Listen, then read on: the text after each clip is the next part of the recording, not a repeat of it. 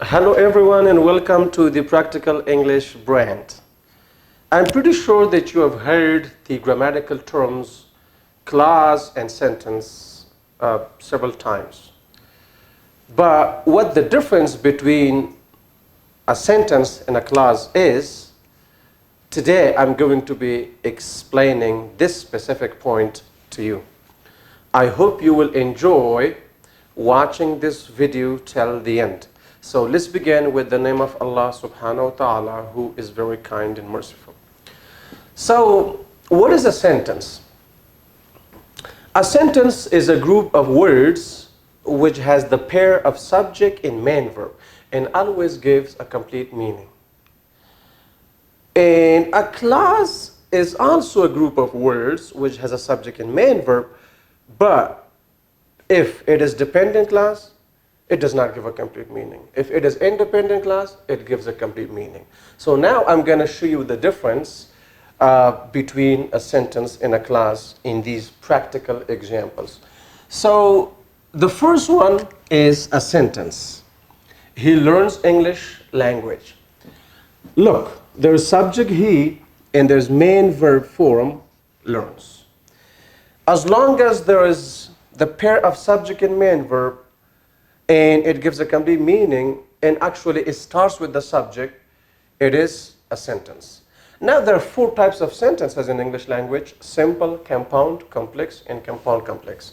And I'll be recording another video to explain all these four types of sentences in the future, inshallah.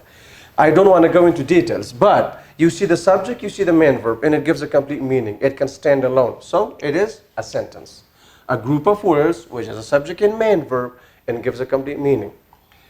Now the subject could be singular, could be plural. You may say he and she learn English language. Or you may say, for example, Jamal, Kamal, and Jalal learn English. Maybe 3 people, maybe 4 people. Or, it could be a plural subject, it could be a compound subject, it could be a plural subject like the students learn English. Or there may be one subject and more than one verb. For example, he learns English and goes to university. Or for example, he learns English and works with a bank as a part-time job. Or for example, he learns English and has a part-time job or something like that. So you may have one subject, one verb, 2 subjects, 1 verb, 3 subjects, or a kind of compound subject, like the 3 or 4 people, but it's a compound subject, and 1 verb. Or there may be 1 subject, more than 1 verb. Maybe, 2 subjects, 2 verbs. Or maybe 1 subject, 3 or 4 verbs, a list of verbs. So, possible. Still, it is a sentence. It's now, if we use this as a part of a compound sentence, or as a part of a complex sentence, or as a part of a compound complex sentence, then we may call it a clause. What kind of clause? Independent clause. So now let's see, look at these 3 examples. Clause. When it comes to clause, as I said before, it is also a group of words which has a subject and main verb, but sometimes it gives a complete meaning, sometimes it does not give a complete meaning. If it is dependent clause, it does not give a complete meaning. Look at the first group of words over here. If I have free time, if we stop this group of words, which has a subject and main verb, here, the pronoun I is the subject and have is the main verb. It does not give a complete meaning, it cannot stand alone. Why? Because it is a dependent clause. And a dependent clause starts with a conjunction. Like here with if, the subordinating conjunction if. It does not start with the subject. So if we stop it over here, if I have free time, it does not give a complete meaning. So now it's a group of words which is a subject and main verb, but it does not give a complete meaning. We have to bring another independent clause with it in order to give a complete meaning. So if I have free time, a comma over here, I will read a book. Now, when we combine these 2 clauses, I will read a book, that is independent clause. The reason we call it, if it's alone, it's just like a simple sentence. If you just say, I will read a book tonight, for example, so it is a simple sentence. But as a part of this complex sentence, we say it is the independent clause, and it is if clause or dependent clause. Okay, so now we have three types of dependent clauses: adjective clause, adverb clause, and noun clause. Now, if I have free time, this is a dependent clause, and it is adverb clause of condition. Okay, we have different types of adverb clauses. It's one of those different types of conditional, adverb clauses.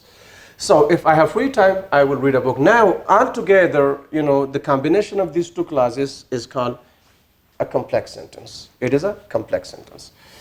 And over here, which I visited in 2011, it does not give a complete meaning. And again, you see subject and verb. I is the subject over here, and visited is the main verb form.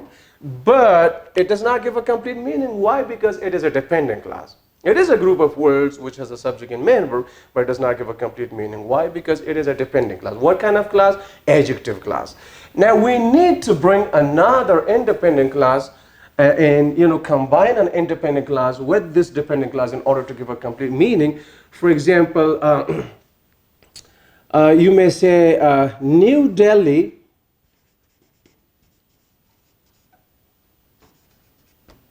is the city which I visited in 2011.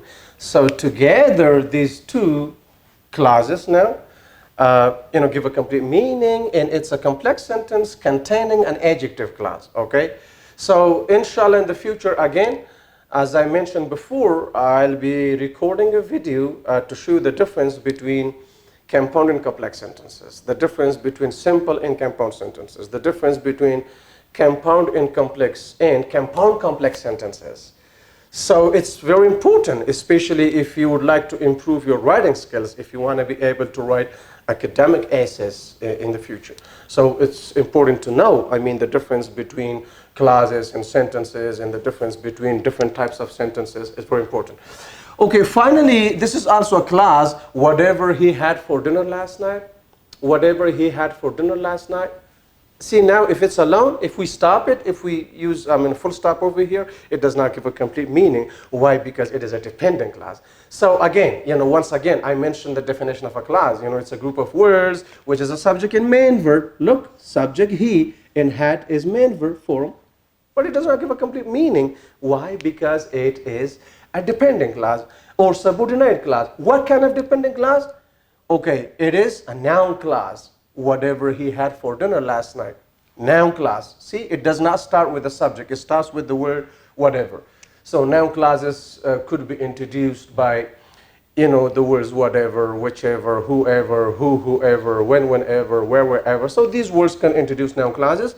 I have a complete lesson about it.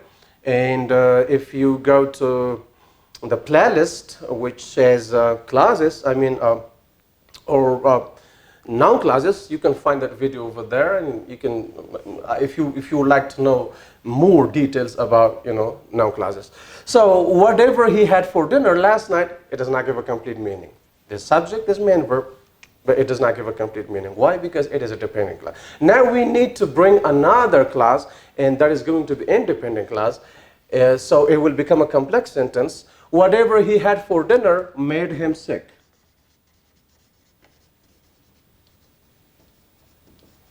Now, together, whatever he had for dinner made him sick, it gives a complete meaning. So, it's kind of complicated. You may say, okay, made him sick. And you said a clause is a group of words which is a subject and, a main verb, but we don't see any subject over here, made him sick, just verb in, rest of the clause, okay?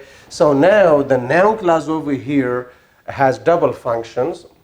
On the one hand, it functions as the subject of this main verb over here, and on the other hand, it functions as a dependent clause, which needs an independent clause.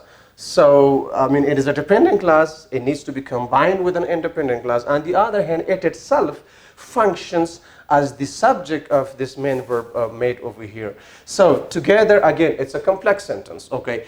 And I hope now the concept, the idea, what a clause is and what a sentence is somehow clear to you, okay?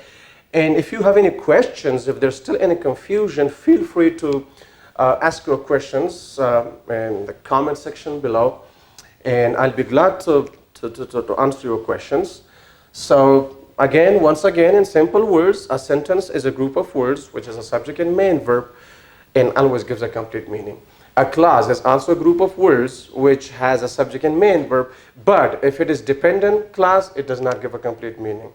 If it is independent clause, it gives a complete meaning. Now, if an independent clause is used alone, it is a simple sentence. But if it is used together with a dependent clause together, okay, we call it a clause, and it is used as a part of a complex sentence or as a part of a compound sentence, okay? So now here, if I have free time, it is a dependent clause, it has subject and main verb, it does not give a complete meaning. I would read a book that is independent clause, together it is a complex sentence. And it is what kind of clause? It is adverb clause. In here, New Delhi is the city which I visited in 2011. New Delhi is the city. It is your independent clause which I visited in 2011. That is a dependent clause together. It is a complex sentence. And whatever he had for dinner last night, it is a noun clause, it is a dependent clause. If it's alone, it does not give a complete meaning. It cannot stand alone as a simple sentence. But when we combine it with a pair of verb plus, rest of the clause together, then it gives a complete meaning. And it functions either as the subject of the main verb in a sentence or as the object of the main verb. And it can also function as the object of a preposition. So together it is a complex sentence. Whatever he had for dinner last night made him sick. So this is how we know, the difference between a clause and a sentence. This much is enough for today, and have a great time. Bye-bye.